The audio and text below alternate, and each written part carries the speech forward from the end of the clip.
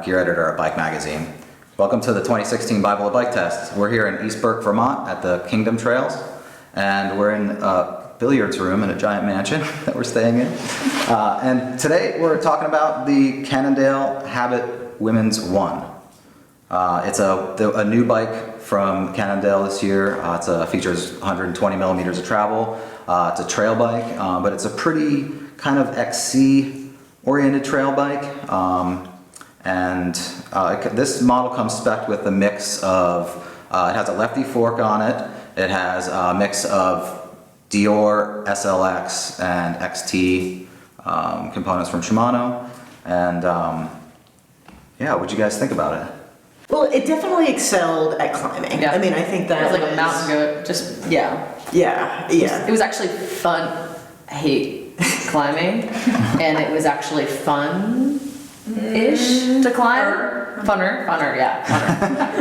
Because I was like, man, this is what it's like to be good at climbing. So, yeah, that was awesome. It seemed like it had, it was a little bit of a, somewhat of an identity crisis, maybe. Maybe that's too strong, but, they market it as a trail bike. It doesn't have a dropper, which, that's something that you can easily put on, but it does seem like if it was a trail bike, it would come with a dropper post. Right. And it's definitely head tube angle. 68-degree head tube angle, so I kind of feel like that's right in there with trail. I think it was appropriate for what the bike's trying to do. With the 120 mil fork, you're not looking to send it down the steepest stuff, right? Yeah. But you're able to get fairly, you can get kind of wild on it. Actually, I thought once it opened up, it was really fun, and I think this bike is really, really great for those quote unquote flow trails, Right. It's really fun on the flow trails. It was. I thought it really fit the trails, the Kingdom trails well, which are,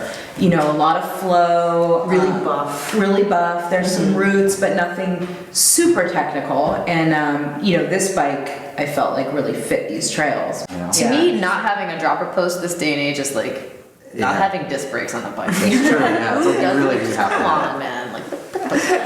Yeah, and the price is a good point to bring up. I feel like this is a pretty, you definitely get a pretty good package for, $3,700 to get into a pretty light, fast carbon frame bike. I mean, that's a pretty good deal. So How did the bike pedal? Like, is it pretty efficient, or do you feel it like bobbing up the climbs a lot, or is it just smooth? It was solid. Yeah, it was very efficient. yeah, super and the suspension felt pretty, like I rode with it open the whole time. Yeah. Climbing, the lockout is very locked out. Yes. It's like I rode with it locked out just because rigid. I like climbing on really rigid stuff. Yeah. And that was a bonus for me, is the fact that it was so easy to lock out, and engaging the lockout and disengaging was just like, it was pushing a button that's in your face. Yeah. Which was really cool, instead of like having to go, tweak something, you're not sure what setting it is. I really liked the fact that it's just like, Yeah. Well, so what'd you guys think of the lefty?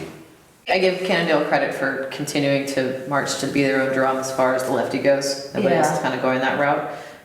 It was my first time on a lefty. It was, I call it, it was a bit of a harsh ride for me. It felt quite firm. I don't know if that's... So you were running how much sag in the fork?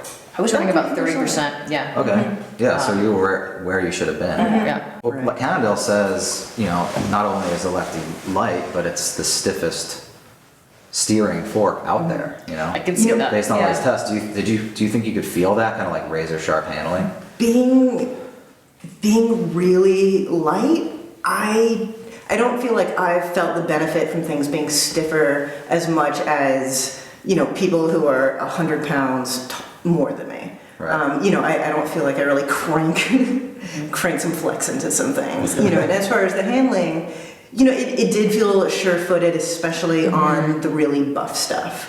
When we were descending and it was getting a little bit more technical, there are other bikes that excel, but then you usually sacrifice on the climb. So it really just depends on where your priorities are, and for me, climbing is more difficult than descending, so I really appreciate something that wants to climb. Yeah. It seemed like a really good crossover type of bike for me. Like, if you are, doing a lot of, if your local trails have a lot of climbing and, but maybe you want to sort of dabble in some more technical terrain, or, maybe race XC and you want to just, get into something a little bit more aggressive, Right. then this would probably be a pretty good bike. I really appreciated how easy it was to unweight this bike.